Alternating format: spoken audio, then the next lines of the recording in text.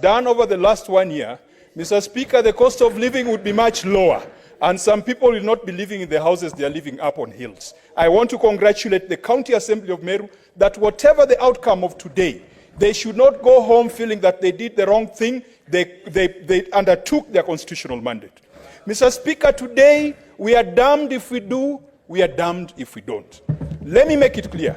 The misogyny that has been demonstrated in some of the videos, the chauvinism, the incitement to tribal hatred has no place in a modern Kenya. And Mr. Speaker, those are things that we should not be massaging. Those are criminal actions. Gender-based violence is such a grave criminal action that if I had an option to ask the governor a question, I would have asked whether she reported those matters to the police, because impunity breeds in silence. Mr. Speaker, from the submissions, it appears as if everybody in Meru is mad. We are in a season of madness in Meru. And that, Mr. Speaker, the only sane person in Meru today is the governor and the spouse. That is what has come out of the submissions. But, Mr. Speaker, could that be true?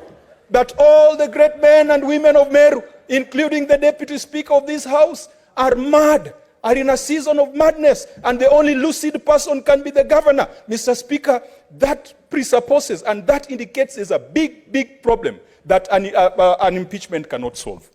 Mr. Speaker, we have a patient with 2 damaged kidneys. We take out 1 kidney, the patient will not survive. You take out the governor, you leave the assembly, you still have a problem. You reinstate the kidney, which is the governor, you still have a problem.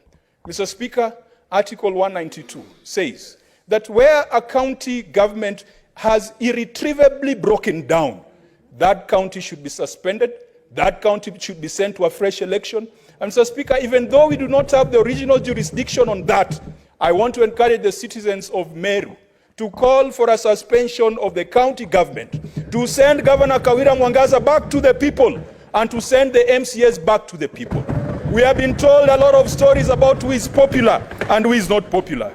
But finally, Mr. Speaker, let us not forget that in 2010, this nation discharged Nancy Baraza of a role as a Deputy Chief Justice of the Supreme Court of Kenya on very spurious allegations. But that has set a precedent. That has been part of our jurisprudence. If we were to go with that threshold, then Governor Kawira should go home. Senator Wakoli.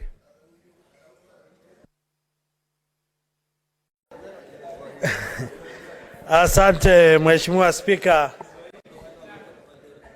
Nashukuru sana kwa nafasi